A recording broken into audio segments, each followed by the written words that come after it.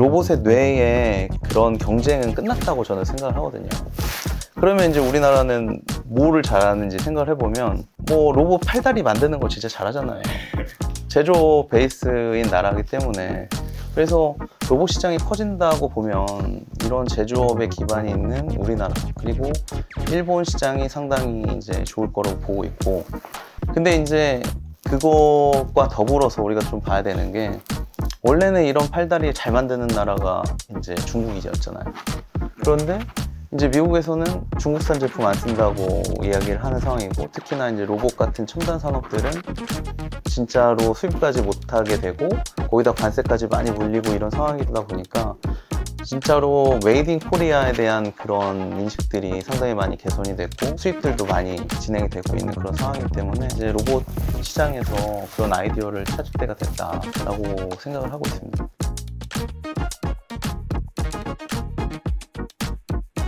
하나증권의 조정현 연구원님 모시고 이야기를 나눠보고 있는데요. 조정현 연구원의 투자 아이디어와 그리고 종목 이야기 들어보는 시간을 갖도록 하겠습니다. 함께 들어보겠습니다. 네. 일단 그 최근에 AI 섹터에 대해서 관심이 많이 있다고 하셨는데, 네. AI라고 하면 지금 뭐 챗 GPT를 시작으로 해서 뭐 AI 의료라든지 뭐 AI 보안이라든지 그리고 서비스 로봇이라든지 이런 다양한 분야의 시장이 확대가 되고 있는 상황인 것 같은데요. 뭐 그런 부분에서 어떤 섹터에 주로 이렇게 주목을 하고 계시는지 궁금하거든요. 지금 사실 AI 섹터 관련해서 반도체가 좀 되게 좋은 흐름을 많이 보이고 있는데요. 네. 저는 좀 집중하는 게 소프트웨어 쪽이나 네. 실제 이제 매출이 좀 올라올 수 있는 기업들을 좀 위주로 많이 보는 것 같습니다. 그래서 당연히 챗GPT가 관련돼서 LLM이라고 하는 거대 언어 모델을 네. 만드는 그런 밸류 체인 속에서 실제 역할을 하고 거기 그 속에서 이제 구조적으로 성장해 줄 수 있는 업체들이 좀 좋을 것 같고요. 실제 이제 LLM이 나중에는 지금 B2C 정도로만 좀 챗GPT나 이런 것들 사용이 되고 있는데 산업 쪽이라든지 뭐 네. 신약 개발 쪽이라든지 이런 것들로 뭐 도입이 됐을 때 또 이제 소프트웨어적으로 측면에서 좀 성장할 수 있는 업체로 클라우드웍스와 이제 딥노이드를 네. 좀 관심 있게 보고 있습니다. 네. 이미 뭐 미국에서는 GPT가 퍼블릭 오픈 되기 전에 많이들 이제 사용이 됐었다고들 알고 있고, 국내에는 이제 2022년도 11월 달에 소개가 되면서 네. 어떻게 보면은 GPT 좀 광풍이 주식시장에 불었다 이렇게 이야기를 할 수가 있겠는데요. 네네. 네. 오늘 소개시켜 주실 그 딥노이드 그리고 클라우드웍스 같은 경우도 이쪽 AI하고 상당히 그 소프트웨어 쪽에서 연결이 되어 있는 그런 업체라고 봐도 되는 건가요? 네, 맞습니다. 그 딥노이드 같은 경우는 네.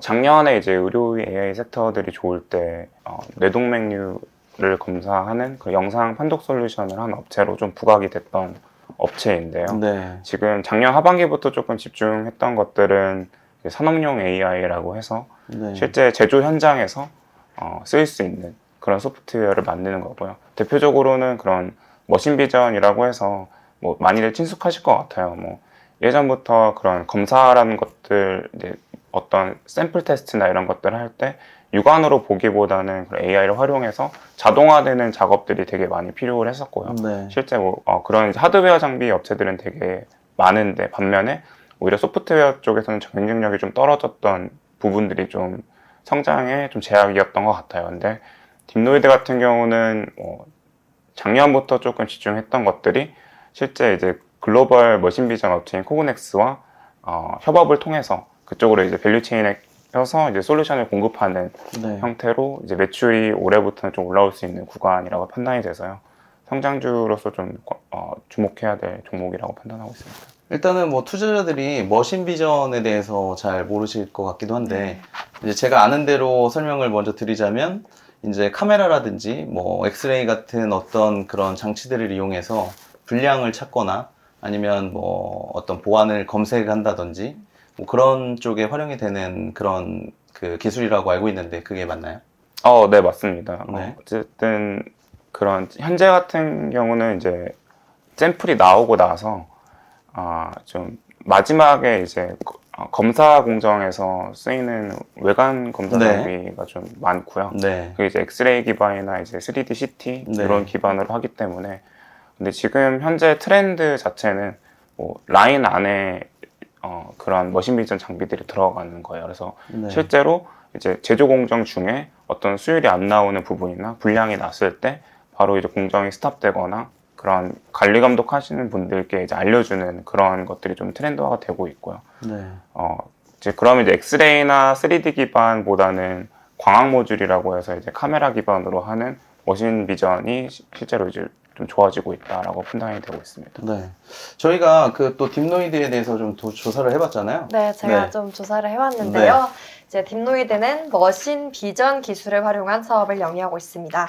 네, 주요 솔루션으로는 첫 번째로 스마트 팩토리에 적용하는 딥팩토리, 두 번째로는 검색 보안에 활용하는 딥시큐리티, 마지막으로는 최근에 또 의료 AI 부분으로 사업 영역을 확장해서 딥유로를 출시했습니다. 올 초에 글로벌 머신 비전인 AI 솔루션 기업 코그넥스와 MOU를 맺으면서 또 투자자들의 이목을 사로잡은 딥노이드입니다. 근데 이 딥노이드를 보니까 실적 턴 어라운드가 언제 가능할지 궁금한데요. 저는 올해로 보고 있습니다. 정말요. 그런 예. 부분이 이제 코그넥스와 MOU를 맺은 게 네. 좀 영향을 많이 미치는 건가요? 네, 맞습니다. 뭐 작년에 이제 실제 수주를 한 70억, 80억 정도 가량을 받았었고요. 이게 지금 확장성이 있는 게 한 공장으로만 2차 전지 쪽으로 한 공장으로만 좀 들어가는 부분이고 네. 실제 그 머신 비전에서 거의 한 25%, 30% 정도의 비중을 차지하는 게 솔루션이거든요. 그래서 그 전방에 코그넥스가 많이 뭐 영업망을 좀 많이 활용해서 네. 구조적으로 좀 성장할 수 있는 업체라고 생각이 들고요. 지금 뭐 2차 전지 증설이나 이런 것들이 많이 지연되고 있잖아요. 근데 네. 뭐 나중에 T-로보틱스도 말씀드리겠지만 사실 하반기부터는 좀 증설이나 이런 것들이 좀 재개될 수 있을 거라 보고 있고요. 네. 추가적으로 양산 물량이 나오면서 올해 같은 경우 산업용 쪽도 좋아지는 거라고 좀 판단하고 있습니다. 네. 딥노이드가 지금 어떤 분야에서 머신러닝을 많이 활용을 하고 있나요? 지금은 이제 2차 전지 쪽으로 많이 네. 뭐 수주를 가장 크게 받은 부분은 2차 전지 네. 쪽이고요. 아까 코그넥스와 뭐 80억 정도의 수주 계약을 했다고 했는데 맞나요? 코그넥스 네. 이제 직접적으로 한 건 아니고 아, 네. 코그넥스와 협력해서 고객사는 아, 네. 인디아이기 아, 때문에 네네네네네. 말씀을 못 네. 드리지만 네. 2차 전지 고객사 좀 2차 알고 전지. 있고요. 네. 결국에 이제 코그넥스도 사실 어떻게 보면은 매출 성장이 조금 정체가 되어 있어요. 사실 작년 같은 경우는 역성장을 했었고요. 근데 그 이유 중 하나가 결국에 작년에 네. 중화권에서 그런 전기전자 쪽이나 그런 투자가 좀 네, 많이 줄었었죠. 전자 쪽에서 투자가 많이 줄었었죠. 네. 그래서 이제 왜 줄었나요, 투자가? 경기가 좀 안 좋았었고요. 네. 워낙 이제 코로나 때 재고들이 많이 잡혀 있어서 네. 그런 부분들이 이제 21년도까지는 되게 좋았었죠. 근데 22년도나 23년도 넘어오면서 재고가 너무 공급 과잉이 되다 보니까 전방 업체들이 이제 증설을 안 했었고 그런 부분 영향을 좀 많이 받았었는데 올해부터는 조금 달라지는 부분들이 이제 네. IT 업황이나 이런 것들이 좋아지고 있고. 좀 좋아지고 있고 네. 실제 이제 중화권에서도 네. 이제 1분기부터 조금 투자가 좀 많이 올라오는 것 같아요. 그리고 네. 코그넥스는 사실 한번 OLED 때 많이 성장을 했었는데 네. 그 다음 사이클을 이제 EV 쪽이나 배터리 쪽으로 많이 보고 있습니다. 네. 근데 거기서도 이제 뭐 솔루션이 당연히 필요하잖아요. 그런 면에서 이제 딥노이드가 사실 2차 전지 쪽으로는 네. 솔루션 개발이나 이런 것들 첫 양산에 성공한 국내 업체이기 때문에 특히 이제 코그넥스가 북미 회사거든요. 그래서 네. 우리나라 이제 셀메이커들이 이제 북미로 많이 투자를 하게 되는데 그런 측면에서는 레퍼런스가 있기 때문에 향후에 그런 확장성에 대해서 조금 근거가 있지 않을까라고 좀 생각이 들고 있어요. 네. 2차 전지 부분에서도 어떤 공정 쪽에 이제 머신 비전이 활용이 되는지 좀 알 수 있을까요? 지금은 이제 후공정 쪽으로 후공정 많이 쪽이요? 되고 있습니다. 네. 그래서 이제 셀 공정에 들어가는 건 아니고요. 이제 네. 모듈 쪽 라인에 들어가서 이제 패키징하는 그런 쪽으로 우선적으로 들어가고요. 네. 향후 이런 부분들이 이제 셀 쪽으로도 확장이 되거나 뭐 양극재나 이런 것들을 검사하는 쪽으로도 확장이 되면은 네. 그쪽에서 이제 매출이 더 일어날 수 있다라고 좀 판단을 하고 있어요. 네. 제가 요즘에 이제 2차 전지 관련된 제조업체들 이렇게 탐방을 가보고 뭐 지인들한테 이야기를 좀 들어보면요. 이런 이야기들이 좀 나오는데 중국에서 2차전지 배터리들을 많이 이제 양산을 했었잖아요. 네네. 그런데 더 이상은 이제 미국에서 2차전지 배터리 중국산도 안 쓰겠다라는 네. 이야기들을 많이 하면서 국내 제조업체들과의 그런 뭐 협력 아니면은 뭐 그 조인트 벤처들을 만들어서 좀 메이드 인 차이나를 좀 벗어나려고 하는 그런 움직임들이 많이 있는 것 같더라고요. 네. 그래서 국내 그런 2차전지 부품업체들이 제조들이 더 많이 그 캐파가 늘어나게 되면 이런 머신 비전의 그런 활용성들은 더 많이 늘어날 수 있을 것 같은데 상당히 뭐 좋은 모멘텀을 가지고 있다라고 볼 수가 있겠네요. 네, 맞습니다. 단지 지금 JV 과정에서 네. 사실 뭐 전기차가 이제 수요가 둔화가 된다라고 하지만 증설이 뭐 일부 미뤄지는 것도 네. 좀 사실은 맞고요. 근데 그런 뭐 사실은 이제 하반기부터는 이제 본격적으로 그런 수주라든지 수준을 좀 나올 수 있을 네. 거라서 판단이 되고 있습니다. 어차피 우리나라 업체들이 이제 북미로 들어가는 것들은 네. 기정사실화된 부분이라 판단이 돼서 코그넥스도 그렇고 이제 네. 딘노이드처럼 이제 레퍼런스가 있는 업체는 앞으로도 이런 증설 사이클 속에서는 좀 좋을 거라 좀 판단하고 있어요. 그러니까 뭐 많이 움츠려 있었지만 또 한번 네, 반등을 하게 되면 그거는 또 폭이 더 클 것이다 맞습니다. 이렇게 보면 되겠네요. 오히려 지금은 이 업체가 의료회 쪽으로도 네. 모멘텀이 있긴 한데 사실 지금 현재 의료회 섹터가 좀 네. 좋진 않아서 수급적으로도 그래도 그런 영향을 좀 많이 받았던 것 지난해 같아요. 하반기서부터 이제 출시는 하지 않았나요? 의료 AI 그 네, 기기들. 맞습니다. 네. 그 의료 쪽에서도 이제 딥체스트랑 네. 딥렁 이런 쪽도 갖고 네, 있고요. 네. 딥체스트요. 네. 그리고 지금 가장 모멘텀이 있는 게 딥뉴로라는 네, 딥뉴로요. 네, 네. 제품이고요. 그래서 뭐 딥노이드 같은 경우는 조금 종합병원도 타겟을 하지만 건강검진 센터 쪽으로 좀 확장을 하려는 계획이어서 네. 그렇게 보면 실제 상용화가 되면 그쪽에서도 이제 뭐 플러스 알파로 네. 요인으로 좀 매출이 나올 수 있을 거라고 좀 생각을 하고 있습니다. 네. 그 외에도 네. 뭐 산업용 쪽에서도 네. 그 보안 쪽도 되게 잘 하고 네. 있어요. 딥 시큐리티 네. 부분에서요. 지금 매출 비중이 한 30% 정도 되는 것으로 올해 보였던데. 같은 경우는 네. 시큐리티 쪽이 거의 한 40%. 공항뿐만 네. 아니라 또 어떤 부분에 많이 활용이 될 수가 있을까요? 일단은 공항 쪽으로 많이 네. 좀 활용이 되는 것 같고요. 네. 그거 말고도 이제 항만이라든지 네. 뭐 대기업에 들어가는 그 보안 검색대 뭐 이런 네. 쪽으로도 뭐 내수적으로는 좀 내수 비중이 좀 있고요. 그쪽으로는 공항은 이제 해외로 좀 진출을 하려고 하는데 이것도 그 고객사와 같이 들어가는 거고 하드웨어를 만들어준 고객사와 같이 들어가는 거고 네. 이제 유럽의 그 큰 고객사와 이제 같이 들어가는 거여서 이쪽으로도 좀 커질 여력이 있다라고 네. 판단이 되고 해외 매출은 이번에 처음 일어나게 되는 건가요, 그러면? 올해 이제 해외 공항으로 들어가게 되면 이제 네. 거의 처음으로 이제 올해 이제 미국이랑 같이 해서 네. 이제 나올 수 있을 거라 좀 보고 있어요. 뭐 미국이나 뭐 이런 유럽 같은 선진국들에서 채용을 하게 된다고 하면은 상당히 괜찮은 모멘텀으로 작용할 수 있을 것 맞습니다. 같네요. 네. 알겠습니다. 그래서 아까 박소혜 아나운서가 질문하셨던 턴어라운드는 언제쯤? 올해가 될 거라. 올해가요? 네. 판단하고 네. 상반기, 하반기. 분기 턴어라운드는 이제 하반기가 좀 하반기. 낮을 것 네. 같고요. 근데 아무래도 북미 쪽에 수주 받은 것들이 2분기, 3분기에 걸쳐서는 다 매출 인식이 될 것 같아요. 그래서 네. 2분기나 3분기쯤에는 이제 분기 턴어라운드도 가능하지 않을까라고 좀 생각이 들고 있고요. 네. 하반기에 이제 뭐 실제 또 추가적인 수주가 좀 기대가 되는 상황인데 그쪽에서도 매출이 일부 3, 4분기 때 좀 잡히게 된다면은 오히려 네, 연내 턴어라운드는 가능할 거라 좀 판단하고 있고요. 2차전지 외에도 지금 디스플레이 쪽이나 이런 쪽으로도 사실 하고는 있거든요. 많이. 네. 그래서 그런 부분도 이제 어느 정도 매출이 좀 추정이 되는 좀 유의미한 매출이 나오고 있어서 디스플레이 쪽도 네, 기대해볼 만하다라고 네. 예상되고 있습니다. 네. 디스플레이라면 어떤 디스플레이를 하고 있나요? 네, 고객사는 또 네. NDA가 있어서 네. 말씀드리기 좀 어렵지만 네. 그 대형, 중형, 뭐 소형 이렇게 있잖아요. 뭐 지금은 이제 네. 중대형 중대형 쪽, 쪽이요? 중대형 네. 쪽. 중형이라고 보시면 될 것 중형. 같아요. 네. 그러면 뭐 아이패드 같은 태블릿 사이즈라고 봐야 되나요? 아니면 그보다 좀 더 큰 노트북, 태블릿 이런 네. 쪽인 것 같습니다. 네. 알겠습니다. 일단 딥노이드 같은 경우에는 뭐 전 사업군에서 뭐 구조적 성장이 예상이 되면서 올해 턴어라운드까지 기대가 되고 또 뭐 의료 AI라든지 시큐리티 쪽에서 모멘텀이 이제 임박했기 때문에 네. 관심 있게 보는 게 좋겠다라고 정리를 하고요. 그리고 크라우드웍스 관련돼 가지고 좀 말씀을 해주실까요? 네, 두 번째로 크라우드웍스는 이제 AI 데이터 세트 구축 및 처리를 위한 크라우드 소싱 플랫폼을 제공합니다. 특히 인공지능 아시죠? 인공지능 모델 학습에 필요한 고품질의 데이터셋을 제공함으로써 AI 기술의 발전 그리고 적용 범위 확대에 지금 기여하고 있는 상황입니다.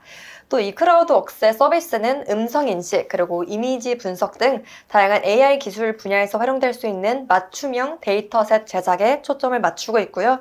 또 최근에는 금융권 고객사를 중심으로 그 수요가 확대되고 있다고 합니다. 근데 왜 금융권 고객사를 중심으로 수요가 확대되고 있죠? 지금 그러니까 이 업체가 이제 올해부터 신사업으로 하는 것들이 네. 그 LLM이라고 하는 파운데이션 모델을 기업에 이제 맞게끔 네. 파인 튜닝 해주고 도입해주는 거를 뭐 어떻게 보면 SI성으로 하고 있거든요. 네. 근데 금융권이 사실 제일 빨라요, 그런 것들은. 왜냐면은 반복적으로 업무할 수 있는 부서들이 이제 CS 부서들인데 네. 그런 것들을 이제 생성형 AI 도입을 함으로써 조금 자동화나 이런 것들을 금융권에. 네네네. 그래서 금융권 쪽에 이제 프로젝트가 되게 많고요. 향후에는 제조 쪽이나 그냥 일반 중견 기업까지도 확대될 수 있다라고 좀 판단을 하고 있어요. 그게 뭐죠? 파운데이션 모델의 데이터셋을 구축해주는 네. 거라고 보여요. 뭐 쉽게 설명드리면은 저희가 이제 뭐 GPT라든지 뭐 메타의 라마 이런 네. 뭐 네이버 하이퍼클러버 이런 것들을 파운데이션 모델이라고 네. 초고대 언어 모델이라고 네. 불리잖아요. LLM이라고. 네. 근데 그 위에 이제 그 인공지능이 학습해야 될 데이터를 또 이제 메타데이터라고 부르거든요. 근데 그런 메타데이터들을 가져와서 학습시킬 수 있게끔 이제 구조화해주는 작업이 이제 라벨링이랑 데이터 네. 가공인데 그런 것들을 크라우드웍스가 하고 있습니다. 네. 그러니까 금융권에 있는 데이터들을 어떻게 하면은 효율적으로 쓸지에 대해서 회사들은 고민을 하고 있는데 맞습니다. 그거를 이제 인공지능을 활용해서 더 좋은 이제 그 뭐 솔루션을 네. 만들려고 하다 보니까 우리 이제 클라우드웍스에서 이런 데이터 금융권에 있는 데이터들을 모아가지고 AI로 활용해서 어떤 이제 아웃풋을 산출하는데 도움이 되는 그런 솔루션을 제공한다는 그런 말씀이신 거죠? 이제 파운데이션 모델에서도 네. 일반 기업들이 사실 그냥 챗GPT를 가져와서 사용하기에는 좀 그렇죠. 어렵거든요. 너무 범용 모델이 네. 그래서 범용 모델이기 이제 때문에요. 그래서 이제 파인 튜닝이라고 네, 하는 작업이 맞습니다. 필요한 거고 그거를 이제 클라우드웍스에서 잘하는 경쟁력이라고 맞습니다. 보면 되는 건가요? 그래서 네. 기업에 이제 내부 데이터들이 있을 텐데 네. 그런 데이터들을 뭐 데이터를 많이 다뤄본 업체들이 좀 할 수 있다라고 생각이 들고요. 네. 크라우드웍스가 이제 국내에서 1위 데이터 사업자이기 때문에 이런 데이터들을 많이 다뤄봤었고 그런 구조화해주는 작업을 되게 잘 합니다. 그래서 네. 기업들의 데이터를 가져와서 그 언어 모델에 학습시킬 수 있게끔 네. 데이터를 구축해주는 작업이 매출이 이제 작년도에도 이제 올라왔었고요. 네. 이제 올해 더 이제 올라올 수 있을 거라고 좀 판단하고 있어요. 그러면은 이 금융권에서 예를 들자면은 어떤 뭐 대출 상품이 상당히 크게 고객들을 가지고 있는데 리스크가 있는 고객들을 우리가 좀 미리 선별하고 싶은데 이런 기준이면 우리가 좀 리스크가 있는 고객이라고 생각할 수가 있어 라고 하는 이제 어떤 모델을 생각을 하고 있어요, 회사에서는. 근데 그거를 이제 AI를 활용하면 훨씬 더 빠르게 그런 리스크 있는 고객들을 뭐 확인할 수가 있으니까 클라우드웍스에 이런 아이디어를 제공하고 이런 것들을 이제 GPT를 활용해서 파운데이션 솔루션에 파운데이션 모델에다 넣으면 이제 그런 그 AI를 활용한 시스템으로 이제 네. 제공이 가능하다라고 볼 수가 있겠네요. 그렇죠. 뭐 네. 일단은 은행이나 카드사나 뭐 보험 이런 네. 쪽에서도 단순히 쉬운 업무들이 커스터머 서비스 쪽, 고객 지원 센터 쪽에 있을 텐데 네. 그런 부분들을 이제 자동화하려는 모습들이 좀 필요하고요. 실제 네. 이제 미국 같은 경우나 이제 글로벌 보시면은 그런 뭐 아마존이라든지 이런 네. 업체들도 사실 비용이 되게 절약된 부분들이 AI가 도입이 되면서였거든요. 그렇죠. 근데 그런 모습들이 이제 국내에서도 좀 네. 나타나고 있다라고 네. 저는 생각이 들고요. 실제 이제 소프트웨어 업체들 같은 경우도 AI를 되게 좀 강조 많이 하세요, 실제로. 그래서 그런 부분들도 결국에는 기업들의 데이터에 맞게끔 또 소프트웨어를 구축을, 소프트웨어도 이제 특징이 있잖아요. 즉, 뭐 어디 사용 목적 다 다르니까. 그런 사용 목적에 맞게끔 파인 튜닝 해주는 작업들이 좀 많이 필요한 거죠. 근데 내부적으로 네. 하기에는 뭔가 좀 어려움이 있고, 그래서 좀 뭔가 전문 기업이 좀 필요한 부분이죠. 네. 그런 것들을 이제 커스터마이징 해주는 거를 이제 파인 튜닝이라고 우리는 쉽게 이제 이야기를 할 수 네, 있는 거고, 맞습니다. 그거를 잘하는 특화된 업체가 이제 클라우드웍스다라고 할 수가 있겠는 거예요. 네. 네, 클라우드웍스 같은 경우에는 그래서 이제 금융권 이외에도 뭐 다른 분야에도 좀 많이 그 확장을 하고 있는 상황인 건가요? 지금 또 이 업체가 집중하고 있는 게 자회사 중에 닥터웍스라는 네. 업체가 있습니다. 그래서 네. 의료 전문 LLM을 하는 업체고요. 그래서 쉽게 말하면은 클라우드웍스는 이제 데이터를 잘 하잖아요. 네. 그래서 어찌됐든 자기들만의 이제 엣지 솔루션을 만들고 싶은데 그게 이제 자회사 닥터웍스가 하는 거고요. 지금은 뭐 간략하게 이제 약 같은 것들을 이제 의사들이 처방을 해줄 때 이게 되게 좀 복잡하다고 해요. 그래서 그런 솔루션이라든지 챗봇 솔루션들을 이제 만들어 주는데 그런 데이터들을 다 가져오는 게 이제 국내 병원을 통해서 데이터를 다 수집을 했고 네. 그걸 통해서 이제 LLM 솔루션을 만들어서 궁극적으로는 나중에 ERP라든지 병원 내 팍스라든지 이런 쪽으로 연동을 시켜서 구독료를 받겠다 이런 비즈니스를 하겠다라는 게 네. 올해 조금 목표입니다. 최근에 뭐 의료 대란이라고 할 정도로 네. 뭐 의사들 파업이 심각해지고 있는 상황에서 이런 부분들도 좀 모멘텀이 될 수 있었을 것 같은데 네. 주가는 좀 그때 움직인 바가 있었나요? 그때는 사실 없었던 것 같아요. 사실 뭐 네. 투자들이 막 자세하게 자회사까지는 또 보지는 않으시고 네. 작년도에 또 의료 AI들이 되게 많이 좋았었어서 네. 올해 관심을 조금 다른 데로 가지 않나 좀 싶은데요. 네. 뭐 결국에는 이제 의료 영상 AI도 그렇고 그런 것들이 이제 데이터들이 다 필요하거든요. 근데 네. 이 클라우드웍스가 하려는 거는 텍스트 기반의 이제 솔루션을 만들어서 의사들에게 배포를 하겠다라는 네. 의사들이 이제 보조로 사용할 수 있게끔 그런 것들을 이제 출시를 올해 이제 글로벌 출시랑 국내 출시를 동시에 좀 하려고 하는 모습이 보입니다. 네. 그 의료뿐만 아니라 최근에는 이제 뭐 법조계에서 AI가 많이 또 도입된다는 이야기들도 많이 있고 뭐 해외 이제 뭐 리갈 네. AI라고 해서 네. 국내 기업들까지도 최근에 이제 좀 네. 그 적용을 하겠다 이야기가 나오는 상황인 것 같은데요. 그런 부분도 뭐 클라우드웍스하고 좀 연관성이 있을 수도 있을까요? 있다고 생각하고요. 네. 그 국제과제 같은 경우도 되게 16년도 설립이 됐는데 계속 꾸준히 해왔었거든요. 그래서 네. 공공기관 쪽에서 특히 이제 올해 정부 정책이 그런 공공기관에 있는 데이터들을 좀 효율적으로 활용할 수 있게끔. 활용하게끔 이제 AI화를 하겠다 이런 것들도 다 할 수 있는 부분이라고 좀 생각을 하고 있어요. 네.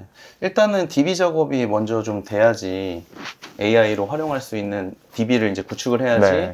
그 다음 단계로 이제 뭐 모델링이라든지 뭐 파인 튜닝 같은 것들이 이어질 수가 있는데 아직은 그런 쪽에도 뭐 니즈들이 많고 뭐 할 일들이 많이 남아 있기 때문에 네네. 뭐 앞으로도 시장이 상당히 커질 수 있겠네요. 실제 이제 네. 확장성은 좋다라고 보고 있고요. 네. 그런 매출이 이제 올라오는 부분들이 그런 LLM에 있어서 데이터 구조하는 매출이 이제 올해부터는 좀 많이 올라온다라고 네. 좀 보고 있습니다. 실제로 이게 작년 하반기부터 좀 달라진 부분이었거든요.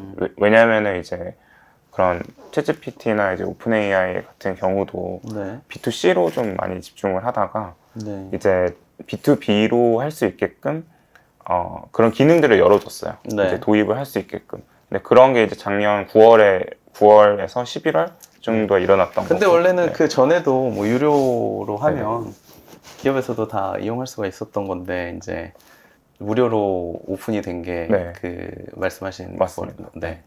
조금 더 그런 것 때문에 네. 가능해지지 않았나.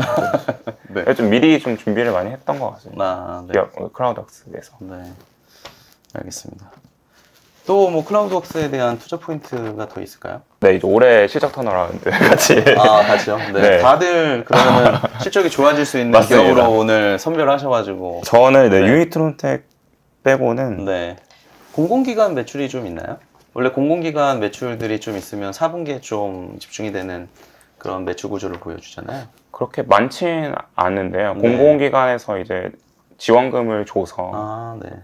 이제 클라우드 아카데미라는 교육 플랫폼 매출이 있는데요. 네. 그게 한 70억에서 80억 정도 연간으로 나오는데 그게 뭐 정부 지원금에 따라서 조금 변동성이 있긴 하지만 올해도 70억에서 80억 정도는 유지될 수 있을 거라고 판단하고 있어요. AI 쪽에 교육을 하는. 네, 맞습니다. 아, 네. 특히 이제 데이터 라벨링 같은 게 네. 교육을 일단 좀 받아야 되는 건데 데이터 라벨링이라는 게 일단 DB 구축 작업이라고 보면 되는 건가요? 맞습니다. 뭐 네. 그런 그림이라든지 영상, 텍스트 이런 것들을 네. 따와주는 단순 네. 작업이긴 한데요. 어떻게 보면은 조금 너무 수작업이고 SI성이기 때문에 인건비가 좀 많이 들어가지 않냐라고 생각하시는 분들이 있는데 네. 이게 찾아보시면 크라우드 소싱 기반이라고 해요. 그런 네. 데이터 라벨링 한 작업이. 그래서 실제로 그런 플랫폼 안에 데이터 라벨링을 라벨러를 몇 명 보유하고 있는지 이런 부분도 되게 중요하고요. 네. 해외 사례 같은 경우도 보면은 뭐 기업 이름을 굳이 언급 드리자면 이제 스케일 AI라는 업체들을 보면은 실제 매출 성장률이 거의 뭐 두세 배씩 올라오고 있거든요. 네. 근데 그런 부분들이 이제 자동화는 될 수 없는 부분이고요. 실제 인건비가 싼 뭐 동남아라든지 이런 부분에서 이런 곳에서 이제 아웃소싱 받아서 그런 플랫폼 안에 그런 라벨러들을 보유하고 있는데 국내에서는 이제 크라우드웍스가 한 50만 명 정도 이제 국내 이제 해외 이렇게 라벨러들을 보유하고 있어요. 그래서 얼마요? 50만 명 정도. 50만 명이? 네. 와, 그래서 엄청난 숫자. 국내에서는 거의 혼자 다 할 수 있는 정도라서 와, 네. 올해 같은 경우도 이제 해외 쪽으로 또 이제 확장을 하려고 하거든요. 그래서 네. 일본 쪽이나 뭐 유럽 쪽 위주로 이제 올해부터는 좀 사업을 확대하지 않을까 싶습니다. 네. 클라우드웍스는 그러니까 이제 정리하자면 데이터 라벨링 쪽에 상당한 이제 인력 구성이라든지 그런 노하우들을 가지고 있는 업체고 해당 데이터셋을 바탕으로 해서 이제 파인 튜닝 쪽에 특화되어 있는 네. 그런 회사이기 때문에 상당히 이제 B2B 쪽에서 영향력을 확대하고 있는 중이고 특히나 이제 금융권에서 매출이 많이 증가하고 있다. 네. 이렇게 맞습니다. 이해하면 되겠습니까? 네, 알겠습니다. 그리고 AI 섹터에 이어서 우리 또 로봇 섹터에 대해서 또 네. 이야기를 나눠볼까 하는데요. 로봇 섹터 중에서도 또 T 로보틱스와 유니트론텍에 대해서 설명해 주신다고 하셨는데 네, 네. 제가 또 T 로보틱스에 대해 간단하게 조사를 해왔는데요. 네, T 로보틱스는 디스플레이용 진공 로봇 및 물류 자동화용 이송 로봇 사업을 영위하고 있습니다. 진공 로봇 체계 시장에서 무려 50%의 점유율을 차지하며 올해부터 대형 디스플레이 투자 확대가 예상돼서 실적 개선이 가능할 전망입니다. 또한 자체적으로 개발한 자율주행 로봇과 일본 GMP와 협력한 자율주행 솔루션을 통해 이송 로봇을 더욱더 발전시켜 나가고 있습니다. 보니까 작년에 T 로보틱스가 적자였는데 왜 이렇게 적자였을까요? 연구원님. 로봇 쪽에서는 수주 받은 거에 대부분의 매출 인식이 될 거라고 판단을 하고 있는데요. 근데 이제 네. 디스플레이 쪽이 너무 안 좋았습니다. 업황이 조금 많이 안 좋았었고 왜죠? 전방에서 이제 경비 투자를 안 하다 보니까 그 디스플레이 업체들이 좀 진공 로봇 쪽에서 거의 뭐 보통 평균적으로 4,500억 정도 나왔었는데 작년에 200억 조금 넘게 나와서 많이 떨어졌던. 네, 그래서 이제 매출이 좀 안 좋았었고 네. 적자도 좀 지속이 됐었죠. 네. 지난해 이제 금리가 급하게 많이 또 올랐었잖아요. 인상이 됐죠. 네.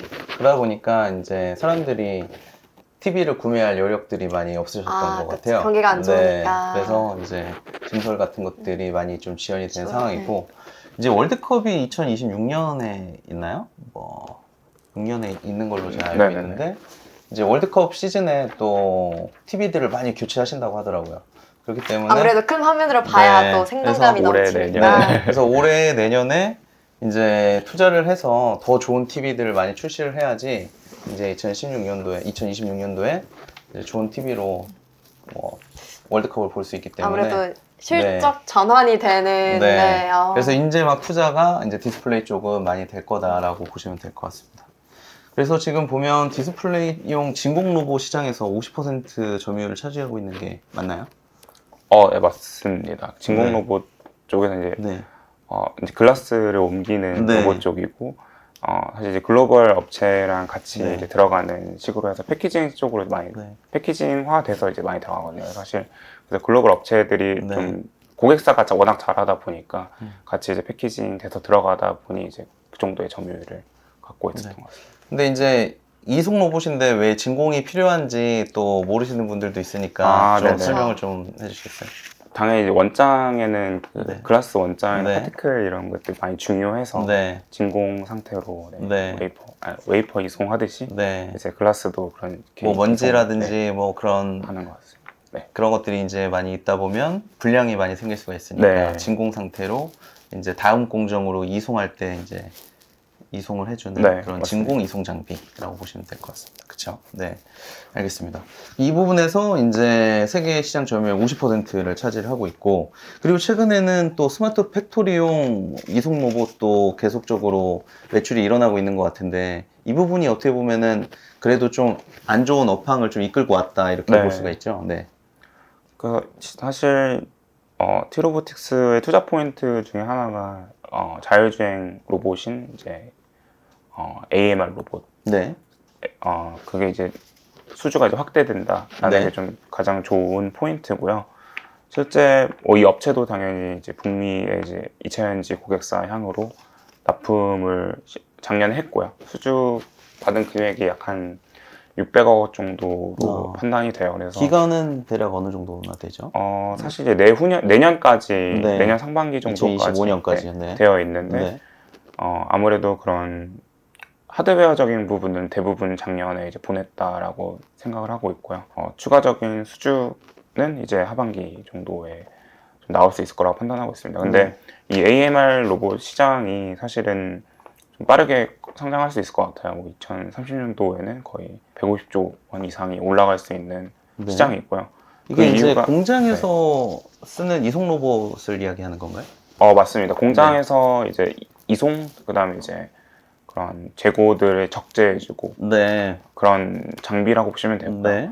실제 범용성은 훨씬 큽니다. 뭐 그런 일반 로지스틱이라는 물류 쪽에도 사용될 수가 있고, 전기전자 쪽 공장에 사용될 수도 있고, 심지어 이제 전기차라든지 이제 배터리 쪽으로도 사용될 수 있기 때문에 저는 개인적으로 로봇들이 종류가 되게 많잖아요. 네. AMR도 있고 대표적으로 협동 로봇, 네. 서비스용 로봇들이 있는데 네. 당연히 서비스용 로봇도 많이 커질 수 있는 시장이라 생각을 하고 있어요. 뭐 실외 자율주행 배달 로봇이라든지 뭐 저희가 식당에서 흔히 볼 수 네, 있는 서빙 로봇이라든지. 서빙 로봇이라든지. 근데 협동 로봇보다는 사실 AMR을 좀 더 빨리 커질 수 있다라고 좀 보고 있는 게, 협동 로봇은 커스터마이징하기가 되게 힘들어요. 그래서 네. 아직까지는 그런 미세한 작업들을 협동 대체하기가 로봇이라고 하는 조금- 건 이제 로봇 팔 같은 거를 맞습니다. 말씀하시는 네. 거죠. 네. 로봇팔이 그런 미세 작업까지도 할 수 있는 영역이 좀 제한적인 것 같고요. 아, 네. 지금 뭐 확장성은 나중에 커지겠지만 지금은 약간 좀 그래도 어느 정도 테스트 단계인 네. 것 같아요. 그래서 AMR 같은 경우는 이제 AGV라고 하는 거에 네. 좀 상위 호환되는 장비인데, 네. 실제로 이제 물류 쪽으로 많이 사용되고 있고, 이제 2차 전지 쪽으로 이제 거의 트로보틱스가 처음으로 공급을 한 사례여서 네. 향후에 이제 전기차 쪽이나 배터리 시장이 커지면서 이런 자동화의 니즈가 좀 많이 커질 것 같거든요. 그래서 그러니까 AMR이라고 하는 거는 이제 물건을 이송하는 그런 장비들을 네. 이야기하는 맞습니다. 언어고, 네, 그런 로봇 시장이 앞으로는 뭐 협동 로봇보다는 훨씬 더 큰 시장이 네. 될 거다 이렇게 보시는 거죠. 그래서 T-로보틱스가 2차 전지 부분에 있는 이송 로봇을 이제 최초로 도입을 했기 때문에 수혜를 많이 받을 것이다 이렇게 보시는 건가요? 그렇게 생각을 하고 있고요. 네. 그 2차 전지 기업들은 그러면은 그 이전에는 이송 로봇을 이제 뭐 자동화된 이송 로봇을 사용하지 않고 어떤 식으로 그러면은 좀 이송을 하고 했었던 건가요? 아무래도 네. 사람이 좀 많이 했었었죠. 아, 네. 지게차라든지 이런 네. 부분들을 썼었는데, 네. 그런 것들이 이제 인건비라든지 이렇게 너무 네. 강하다 보니까, 너무 높다 보니까 이제 미국에서는 자동화를 꼭 필요로 하는 거죠. 근데 사실 그런 이송하는 것들은 자동화가 될 수가 없거든요. 뭐 예를 들어 네. 뭐 2차 전지에서도 이제 양극재 파우더라든지 이런 것들을 운반을 해줘야 되는 작업이 필요하고, 그런 지게차가 당연히 써야 되는데 네. 사람 한 명 한 명이 써야 되니까 오히려 오히려 뭐 안정성이라든지 그냥 비용 측면에서 네. 너무 수지타산이 안 맞다 증설을 하기도 좀 비용이 많이 드는데, 네. 유지 비용 측면에서는 이제 로봇이 훨씬 비용 측면에서 좀 유리하기 때문에 많이 좀 도입이 될 거라고 저는 생각하고 있습니다. 요새 자율주행 자동차도 이제 뜨거운 이슈를 받고 있잖아요. 그럼 자율주행 자동차의 수요나 니즈가 증가하는 것도 이 T 로보틱스의 뭐 실적이나 주가에 영향을 미칠 수 있을까요? 자율주행 그 자동차 쪽으로는 네, 안 하는 걸로 알고 있고요. 아예. 네, 오히려 이제 로봇 쪽이라든지 네. 네, 로봇 쪽에 많이 집중을 하는 것 같아요. 사실 그건 근데 이송 로봇이라고 네. 하는 게 어떻게 보면은 좀 자율주행 기능들도 다 포함이 돼 있는 그런 로봇 아닌가요? 근데 오히려 조금 더 작은 네. 범위라고 좀 생각하시면 될 것 같아요. 그냥 음. 공장 안에 네. 컨트롤 할 수 있는 그 관제 시스템을 구축을 하고 네. 그 안에서 중앙 통제가 있고 그걸 통해서 이제 뭐 로봇들이 이동하는 개념이어서 네. 사실 그런 완전 자율주행 자동차와는 조금 네. 아, 아니 그렇구나. 제가 이해하기로는 이제 네네. 그 아마존의 풀필먼트 센터에 네. 가면 뭐 고도화되어 있는 그런 센터에서는 그 아이템들을 찾고 하는 거를 다 이제 그런 이송 로봇들, 그러니까 뭐 그걸 자율주행이라고 하기는 좀 그렇지만 네. 어디에 있는 아이템들을 찾는 것들을 다 로봇이 한다고 네, 네. 듣고 있고 유튜브에서도 좀 그런 영상을 본 것 같거든요. 네. 그래서 저는 이제 그런 쪽의 개념들을 생각해봤는데 그런 쪽이 아니 그런 쪽은 아니고 이제 좀 생각으로는 바퀴가 좀 있는 그런 이송 로봇이라고 봐야 되는 건가요? 네, 맞습니다. 당연히 네. 바퀴가 있어서 네. 뭐 라이다나 레이더로 이제 이동을 하는 거고 네. 중앙에서 이제 컨트롤해서 아예 매핑을 좀 해주는 개념도 있거든요. 네. 그래서 공장 내에서 네. 거의 제가 알기로는 이제 네. 그 배터리 쪽에 이제 한 라인만 하더라도 거의 수백 대의 AMR이 들어가는 거거든요. 그래서 네. 그래서 그게 네. 이제 사람이 없이 움직인다고 하는 게 자율주행 아닌가요? 예, 맞습니다. 근데 그 자동차 쪽으로는 근데 공장 네, 공장 내에서 하는 거고 뭔가 그 공장 그런 내에 자동으로 움직이는 네. 그런 이송 로봇을 실외에서랑은 또 다른 네, 개념이다. 그렇죠. 네. 네. 왜냐면 실외 같은 경우는 또 다른 이제 법률적 규제도 문제도 있고 있고. 하니까. 네. 있고 법률적인 문제도 네, 있고요. 맞습니다. 네. 그 물류 로봇이 혹시 그 일본의 협동 로봇 기업 그 GMP와 같이 이제 합작으로 해서 네. 만들게 된 건가요? 배터리 쪽으로 들어가는 AMR 로봇은 네. 자체 개발한 거고요. 네. 일본 회사와 이제 협력하고 있는 부분은 오히려 좀 서비스 쪽인 것 같아요. 네. 병원에 들어가는 로봇, 병원에서 이제 서빙해주는 로봇. 그건 아직 출시가 안 된. 네, 출시는 아, 아직 안 네. 됐고 개발 중. 네. 근데 그러는 건 법적으로도 되게 제한이 많을 것 같은데 맞나요? 맞습니다. 실내와 이제 실외는 확연히 좀 다르고요. 그래서 작년 같은 경우도 뭐 실외 자율주행 업체들이 있어요. 뭐 그런 업체들이 사실 규제를 너무 많이 받아서 네. 작년도에는 실증 사업만 좀 할 수 있었다면 이제 올해는 작년도 이제 법이 바뀌면서 네.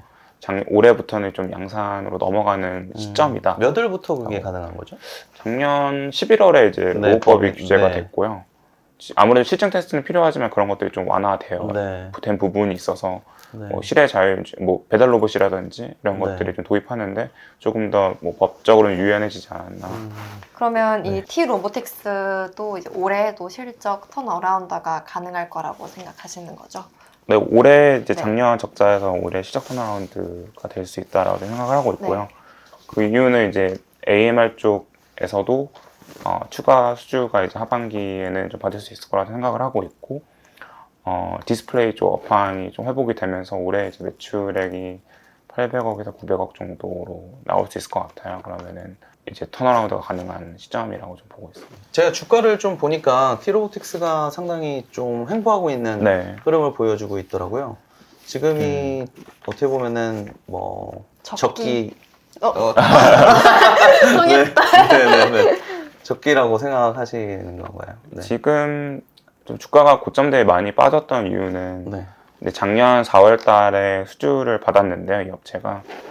그 뒤로 이제 추가적인 후속 수주가 조금 잘 안 나왔었어요. 근데 네. 그 이유 중 하나가 고객사의 그런 증설에 있어서 업황, 니차현지 쪽이 당연히 이제 증설이 좀 많이 지연되고 있고 장비 발주가 늦어지다 보니 그랬던 부분이 컸고요.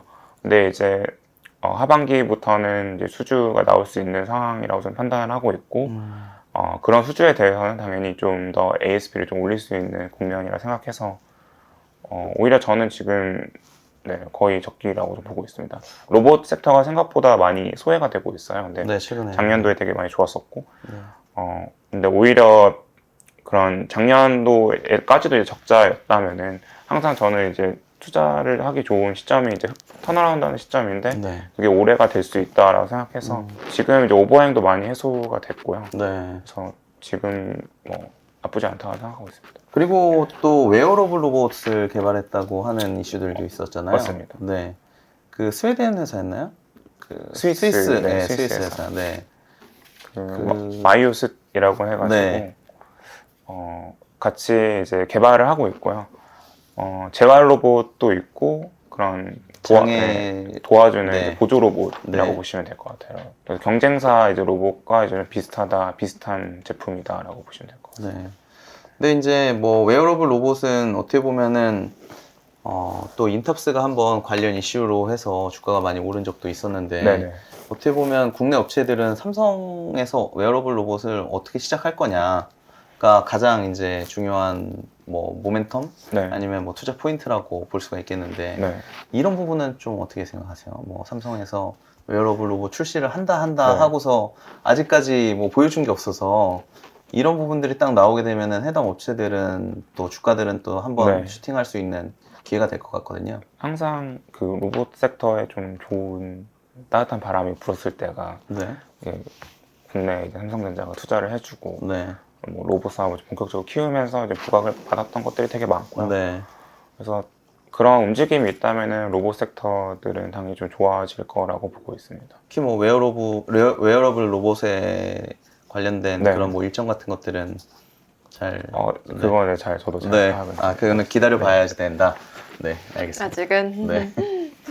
네, T 로보틱스 뭐 어떻게 보면은 이송 로봇 쪽에서 상당한 기술력을 가지고 있는 회사고 디스플레이 시장이 좀 안 좋아지면서 실적이 좀 저조했지만 뭐 올해 내년서부터 디스플레이 쪽 투자가 많이 진행이 되면서 실적도 많이 개선될 수 있는. 개선될 수 있을 것 같고 거기에 이제 2차 전지 제조와 관련된 이송 로봇이 이제 하반기 정도 추가 수주가 네. 나오게 되면 엄청난 또 모멘텀이 될 수 있다라고 그렇게 또 중요한 게 얘기했습니다. 저는 네, 고객사 다변화가 또 아, 중요하다고 보고 있거든요. 네, 작년에 처음으로 납품을 했던 거고 네. 그러면 다른 곳에서 또 수주가 가능하다는 말씀이신 건가요? 기사나 이런 것들을 보시면은 뭐 다른 쪽에도 좀 네. 샘플이나 이런 것들을 좀 대응하는 걸로 좀 네. 알고 있고요. 실제 제가 말씀드린 것처럼 AMR 같은 경우는 네. 범용 로봇이라고 보시면 될 것 같아요. 실제 그 기능이 명확하잖아요. 네. 예를 들어 그냥 이송 적재, 이송, 네. 자율주행. 그래서 이제 좀 큐가 좀 확장될 수 있는 네. 게 좀 빨리 또 확장될 수 있다라고 네. 생각이 들고 있고요. 물류센터 같은 데에도 뭐 충분히 네. 활용할 수가 있고 로지스틱이나 네. 뭐 전기전자, 뭐 디스플레이 뭐 이런 공장이 있는 곳이라면 네. 어디든지 좀 사용할 수 있다라고 생각이 들어요. 그래서 T-로보틱스가 지금 현재 기준으로 캐파가 로봇 쪽만 한 1,500억 정도 돼요. 그래서 네. 사실 그런 신규 고객사를 대응할 수 있는 네. 룸은 충분히 있다라고 생각이 됩니다. 그리고 제가 이제 뭐 이런 질문을 드려도 되나 싶기도 한데 오늘 소개시켜 주시는 기업 4개 이제 딥노이드, 클라우드웍스, 유니트론텍은 이제 보고서를 쓰셨는데 네. 제가 보니까 T 로보틱스는 아직까지 보고서가 없는 것 같더라고요. T 로보틱스도 보고서 쓰셨나요? 작년도에 이제 저희 팀에서 팀에서 네, 쓰셨나요? 제가 이제 그 조정현 연구원 보고서를 어떤 보고서를 쓰셨는지 이제 쭉 확인을 네네. 해봤는데 이 종목만 보고서가 없어서 제가 최근에 그러면은 많이 관심을 가지고 계시는 종목이 이 종목인가 해서 제가 이제 한번 여쭤봤습니다. 이제 보면은 저는 이제 국내 그 로봇 섹터에 있는 기업들은 상당한 그런 모멘텀을 가지고 있는 시기다라고 생각을 하거든요. 그 이유가 이제 원래는 일단 AI에서부터 우리가 돌아가서 생각을 해보면 AI가 이제 로봇의 뇌의 역할을 충분히 해줄 수 있을 만큼 성장을 했다고 보거든요. 네. 이제는 뭐 음성이라든지 이미지, 뭐 영상까지 다 인식을 하고 또 생성까지 할 정도이기 때문에 그래서 지금 집에 있는 그 청소 로봇에도 카메라만 달면 카메라 달고 GPT를 심으면 그냥 방범 로봇으로 또 변신을 할 수 있을 어머, 정도로 그러네요. 네, 카메라로 이제 집에 들어오는 사람이 누군지, 뭐 벨을 누가 눌렀는지, 뭐 이런 것들도 다 체크할 수 확인을 있는. 할 수가 있기 때문에 그리고 또 잘 또 돌아다니잖아요. 네. 청소하면서 돌아다니면서 뭐 위치 파악하고. 네네. 맞아요. 그래서 그런 것들을 해줄 수 있기 때문에 뭐 서빙 로봇 같은 경우에도 똑같이 이제 네. 카메라와 뭐 GPT를 적응하면 고객들도 다 누가 언제 왔었는지, 그때 와서는 뭘 먹었었는지, 누구랑 왔었는지 이런 것들까지 다 네. 파악이 될 정도로. 그러니까 이제 로봇의 뇌에 그런 경쟁은 끝났다고 저는 생각을 하거든요. 그러면 이제 우리나라는 뭐를 잘하는지 생각을 해보면 뭐 로봇 팔다리 만드는 거 진짜 잘하잖아요. 제조 베이스인 나라이기 때문에. 그래서 로봇 시장이 커진다고 보면 이런 제조업에 기반이 있는 우리나라 그리고 일본 시장이 상당히 이제 좋을 거라고 보고 있고, 근데 이제 그것과 더불어서 우리가 좀 봐야 되는 게 원래는 이런 팔다리 잘 만드는 나라가 이제 중국이었잖아요. 그런데 이제 미국에서는 중국산 제품 안 쓴다고 이야기를 하는 상황이고, 특히나 이제 로봇 같은 첨단 산업들은 진짜로 수입까지 못하게 되고 거기다 관세까지 많이 물리고 이런 상황이다 보니까 진짜로 메이드 인 코리아에 대한 그런 인식들이 상당히 많이 개선이 됐고 뭐 수입들도 많이 진행이 되고 있는 그런 상황이기 때문에 엄청나게 이제 로봇 시장에서 그런 아이디어를 찾을 때가 됐다라고 생각을 하고 있습니다. 일단은 볼륨이 커질 수 있는 것들은 하드웨어 쪽 맞다라고 네. 생각이 들어요. 그리고 특히 이제 우리나라 같은 경우는 북미 투자나 이제 베트남 투자를 많이 하는데 네. 그쪽에서도 이제 자동화가 북미는 당연히 자동화가 필수적인 상황이어서 해외 로봇 업체를 쓸 거냐라고 물어보시면은 그건 조금 어려운 부분이 좀 있지 않나라고 생각이 되고요. 아무래도 보안 이슈들도 있고요. 네. 그러니까 아무래도 그런 게 반도체라든지 엄청나죠. 네. 배터리 이런 것들이 국가 보안 산업이기 때문에 국내 업체들이 들어갈 수밖에 없다라고 저는 네. 좀 생각을 하고 있습니다. 네. 뭐 실제로 뭐 이제 인탑스 같은 경우에는 베어 로보틱스라고 하는 미국의 네. 업체의 그 외주 생산을 해주고 있잖아요. 네. 그런데 원래는 그 물량이 중국에서 생산을 했었던 물량이었었거든요. 네. 그런데 더 이상은 이제 관세라든지 뭐 그런 로봇이 서빙 로봇에 불과하지만 이게 이제 첨단 산업 규제 같은 것들 때문에 수입을 더 이상 못하게 하다 보니까 네. 국내 업체로 바꾸게 된 거고, 그런 혜택들이 뭐 인탑스뿐만 아니라 여러 기업에서 저는 진행이 될 거라고 생각이 네. 들기 때문에 뭐 국내 제조업에 어떻게 보면은 큰 그런 뭐 어떻게 붐이 올 수 있을 만한 이슈다라고 생각을 하고 있습니다. 그래서 앞으로 뭐 2, 3년 정도는 로봇 섹터에 진짜 집중하고 우리 투자도 좀 네. 많이 늘려야 되는 그런 시기가 아닐까 이렇게 생각하고 있습니다. 맞습니다.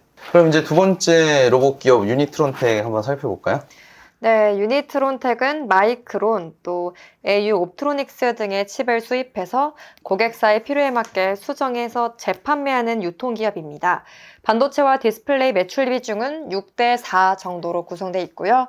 또 주요 고객사는 현대차 그룹 등으로 차량 전장화와 함께 동반 성장했습니다. 2022년 사상 최대 영업 실적을 기록했으며 그 규모가 유지되고 있다고 하는데요.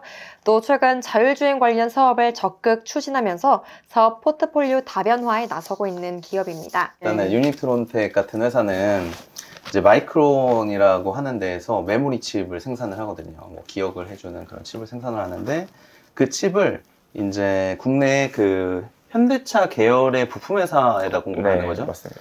그래서 이제 그 공급 회사에다가 이 칩을 그대로 주면 얘네들은 진짜 단순 유통만 하는 거기 때문에 그 회사에서 필요로 하는 어떤 기능들을 이 칩에다가 이제 몇 가지를 탑재를 해요.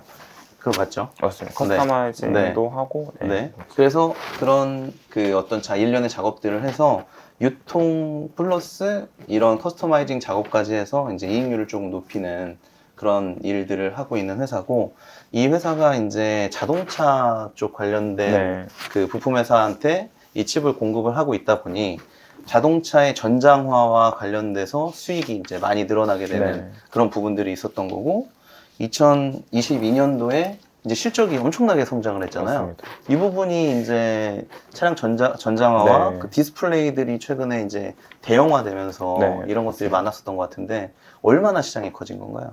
거의 3, 4천억대에서 한 1,000억 이상 네, 탑라인이 성장한 거여서 네. 국내만 하더라도 대부분이 이제 차량용 반도체 쪽이 많이 늘어났던 걸로 네. 파악이 되고 있어요.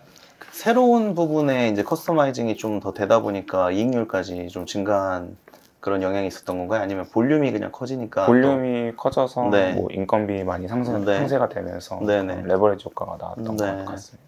네. 그러면 그 엄청난 실적 개선이 이제 작년 2023년에도 유지되고 또 올해는 또 어떻게 보시나요? 올해도 전망이나. 소폭 성장할 수 있을 거라고 보고 있고요. 근데 아무래도 한번 이제 21년도에서 22년도 사이에 그렇게 큰 성장을 경험했기 때문에 네.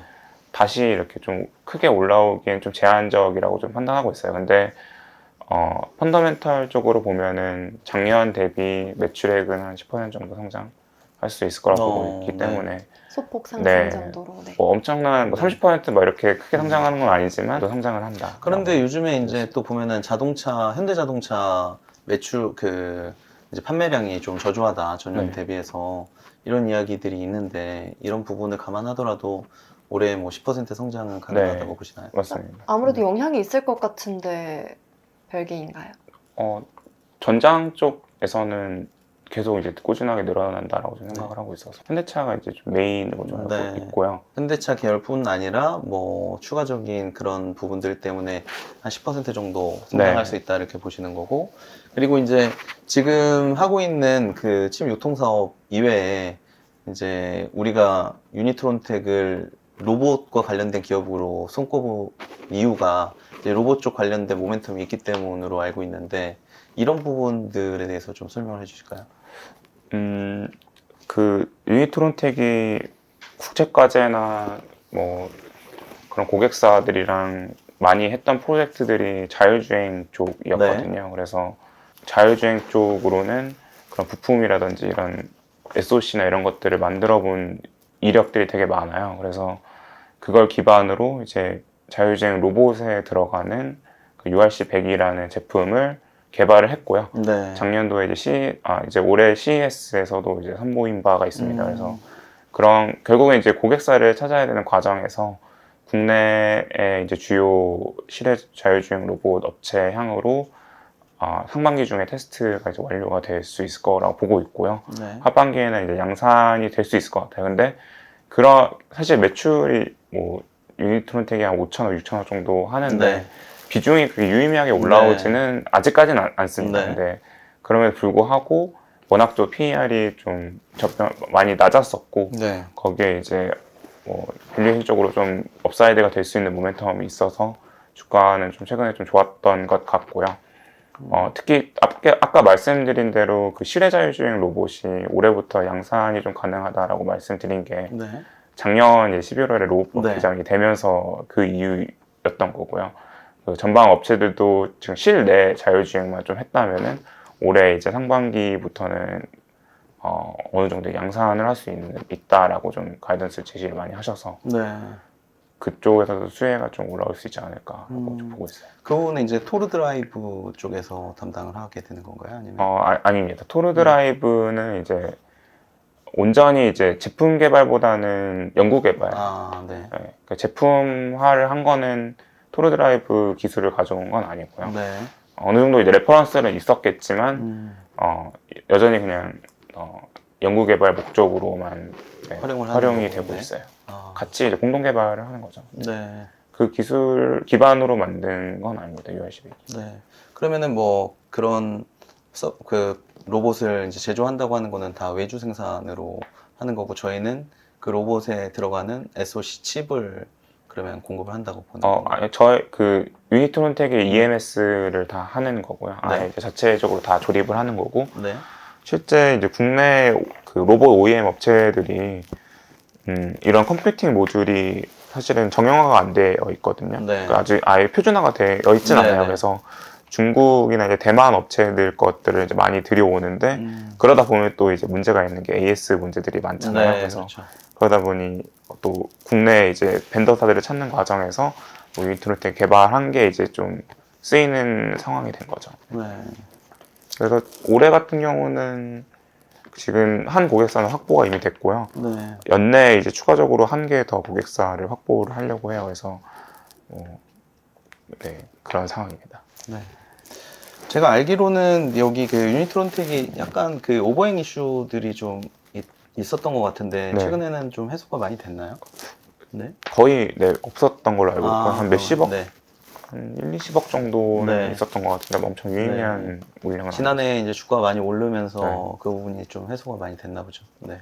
지금 실적이 많이 이제 개선이 되면서 주가는 한번 올랐다가 약간 조정을 받고 있는 네. 상황인 것 같은데, 투자자 입장에서는 이제 실적이 유지가 되고 신규 모멘텀이 나온다고 하면 뭐 과거의 고점 이상의 그런 좀 업사이드를 기대하고 지금 가지고 계시는 분들이 네. 많이 있으실 거라고 생각을 하거든요. 네. 그런 부분에 대해서는 뭐 앞으로 주가 흐름이 이제 어떻게 될지 좀 예상을 해보신다면 어떨 것 같으세요? 사실 지금 1,200억 정도인데 네. PER로 치면 5배 네. 정도거든요. 네. 그래서 밸류 프로그램에 아주 적합한 회사네요. 네.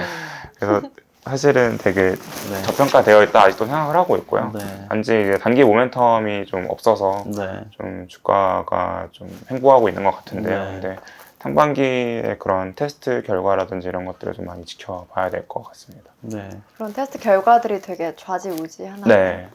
본격적으로 공격사를 확보를 하는 거니까요. 그래서 실제 이제 뭐 로봇 업체로 좀 부품 업체로 좀 밸류를 줄 수 있는 상황이 네. 로봇 OEM 업체한테 공급을 시작했다. 약간 이러면 좀 더 부각되지 않을까 싶습니다. 네, 이제 많은 투자자들이 너무 이제 칩 유통사로만 알고 있어서 맞습니다. 네, 그 부분을 이제 좀 전환을 시키는 작업들이 네. IR 측면에서는 많이 중요하겠죠. 네, 맞습니다. 네. 그래서 자율주행 쪽은 이제 로봇 쪽을 위주로 많이 설명을 해주세요. 네. 네. 뭐 당연히 이제 향후 성장을 해야 되는데 네.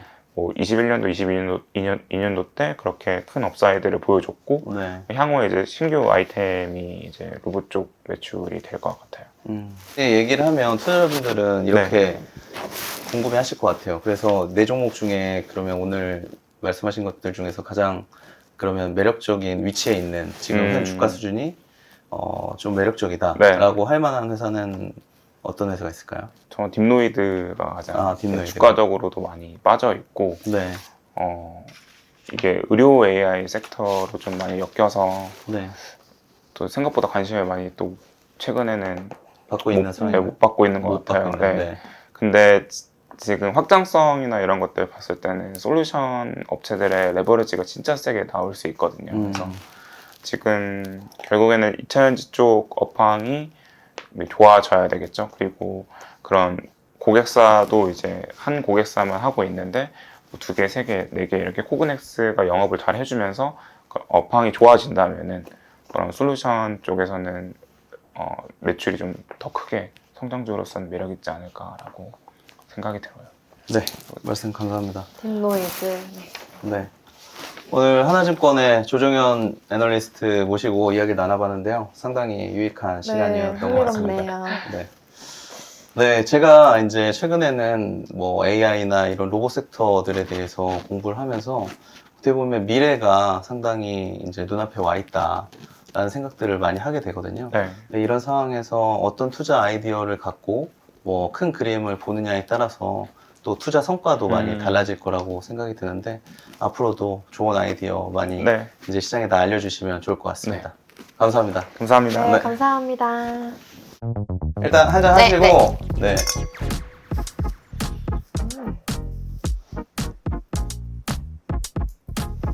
이 칠레 샤도네이거든요.